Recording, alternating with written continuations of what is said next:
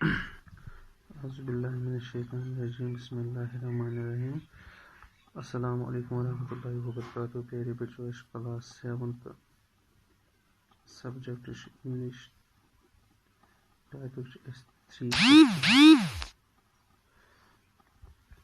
As is formed paragraph.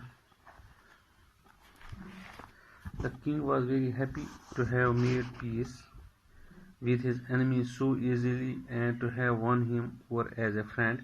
He not only forgave him, but said he would send his servants and his own doctor to look after him, and he promised to give back the man his property.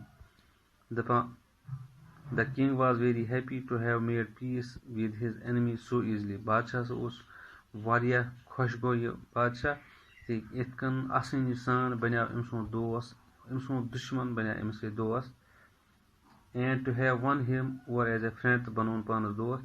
He not only forgave him tim कोन अमस माफी योत कि बल्कि but said he would send his servants दमस बह सोजे पन नौकर पे सोजन Panun doctor use रच out करी इत काल ठीक गस and he promised to give back the man his property. Be कोरन अमस मोहन सद वाद के चासे दिम पन property वापस use property. Leaving the wounded man, the king went out of the hut and looked round for hermit. The yes यह जख्मी इंसान उस त्रोन अथी अंदर कने तो पान द्राव यह बादशाह नेबर तो छाड़ा Amish hermitस. Before going away, he wished once more to get answers to his questions. वापस घर नेरने वापस ब्रोट ओस बे यछान कि यह गोस मे बे इमन सवालन हुंद जवाब वनुन मे गोस इमन सवाल. The hermit was on his knees sowing seeds in the beds.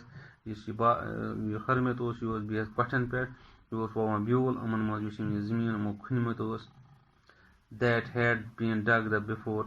The king went up to the hermit and said, the बादशाह वोत तो वोन इमस hermitus, for the last time I beg you to answer my questions, wise man. खुदा सिंह खतर से लास्टस पे मंगा कि मे वन तमन सवालन हुंद जवाब अकलमंद इंसाना. You have already been answered. चासे पन्न सवालन हुंद जवाब म्यूल चे, said the hermit, still bending down to the ground. वहीं तो उसी बोन कुनी निमित वना चासे म्यूल पन्न सवालन हुंद जवाब. And looking up at the king as he stood before him, the पत वुचन इमस बादशाह कुन. How I have been answered, what do you mean? मे कित म्यूल जवाब क्या वना छु. Do you not see, replied the hermit, दोनों से शिना पता चे वुचत ना. If you had not pitied my weakness yesterday and had not dug these beds for me, you would have gone away.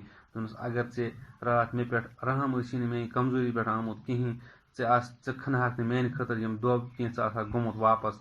Then the man would have attacked you and you would have wished you had stayed with me. तो ये मोहनी attack कुन जाए कोर्म मगर चे youth सु ब्योटुक मी सत. So the most important time was when you were digging the beds. चान खतर सारे मज अहम टाइम सु मेन खतर खना जमीन. And I was the most important man. बह चान खतर बह चान खतर इंसान चान खतर जरूरी उस. And to do me good was your most important business. Use main खतर असल काम कर चान चून या ये असल काम. Afterwards, when the man ran to us, insan ashkun a, the most important time was when you were caring for him. The sarve maz important time was suis pits ims khatar khayal kara. Because if you had not dressed his wounds, he would have died without having made peace with you. अगर से तम तम dressing करे तम जख्मन की तिल तम चे दोस्त चोन बनियामुत सो चोन दुश्मन तिल तो यारान गोमुत पान वन कह तो दुश्मनी खत्म तुहस गम कह. So he was the most important man. So चान खतर important person this way, and what you did for him was most important business. तम खतर कोर सो important काम. Remember then, there is only one time that is important for important, and that time is now. The याद थवन कि important time सु use time वनस challan. It is the most important time because it is only time we have the power to act.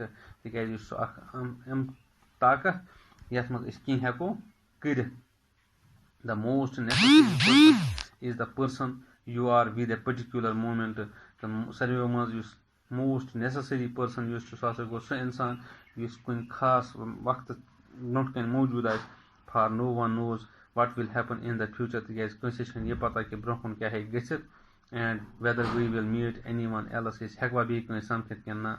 The most important business is to do that person good. The asal chu ye hai ki tems insan se karo asal, because we were sent into this world for that purpose alone. To get is khuda samad timi khadar ya dunya ma sojna ki is karo akh imo is akar bakar.